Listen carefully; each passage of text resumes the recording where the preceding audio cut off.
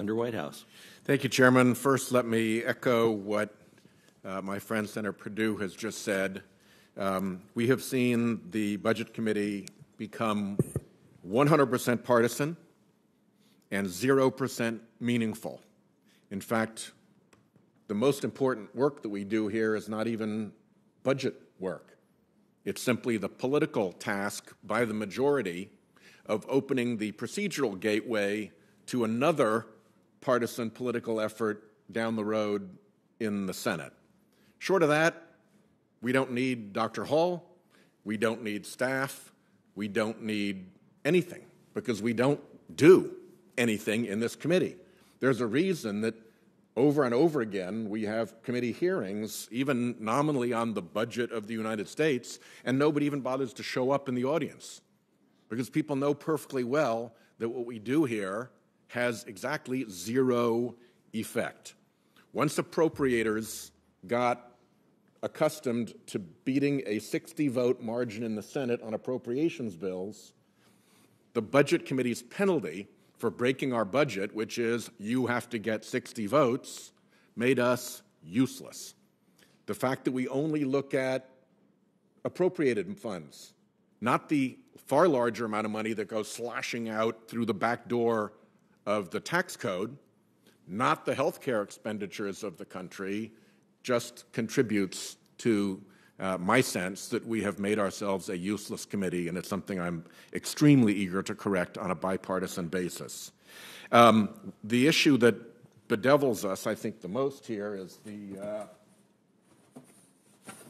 health care cost issue, and Dr. Hall, I think you've seen me do these before. This is one of my least favorite graphs that has life expectancy in years among the leading developed countries and cost per capita in health care.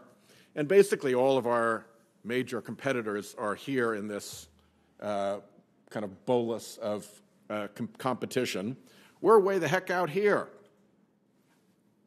We cost a fortune more per capita than any other industrialized country, and we have life expectancy comparable to Chile and the Czech Republic. So it's not like we're gaining these massive health gains from that massive expenditure. So you guys do some really good work, and this is, to me, one of the more interesting things that I have seen. The red line on the top is the projection for federal health care spending that was made back here. That was in August of 2010. In January of 2017, this experience, the actual green line, then got baked into a new projection. And the new projection for this 10-year period is lower by the amount of this green block than what CBO had previously estimated. That reduction is $3.3 trillion in healthcare savings.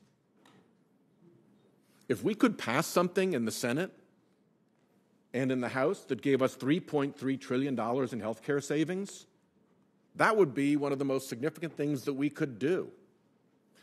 The problem is we don't know exactly why that happened.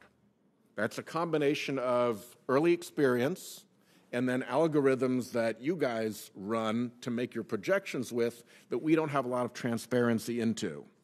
So to me, if you're looking at the possibility of multiple trillions of dollars in future healthcare savings, it ought to be an absolutely critical priority, a bipartisan priority of this committee and of your office to be trying to figure out and explain what are the things that can help make that happen. What are the things that might even dial it up a little bit?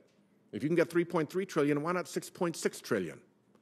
So I hope if we're going to spend more money on staff, this becomes a really important priority, explaining why. Because if you can explain why, we can try to do more of it. Now, I will say that we have accountable care organizations, provider accountable care organizations in Rhode Island. It's basically doctors' offices that have agreed to sign up for placing a bet that they can give better care at lower cost to their patients, and in return, they don't just get paid for doing procedures and prescriptions, they get a bonus from CMS for doing a good job. Some of the best ones in the country are in Rhode Island, and they are seeing their cost per patient actually go down year over year. And they're generating millions of dollars in savings just in their little local practices. So somehow there's a connection between being able to save $3.3 trillion just over 10 years in healthcare expense and these local experiences that we're all seeing in our provider and other ACOs. How to maximize that, to me, I think is a job worth doing in a committee that otherwise appears to have no purpose. So look forward to working with you on that, Dr. Hall. Let me just say that falls right into our category of analytical reports that we do. And that's exactly the sort of thing that we like to look at, that's really of interest budget-wise, but explains things.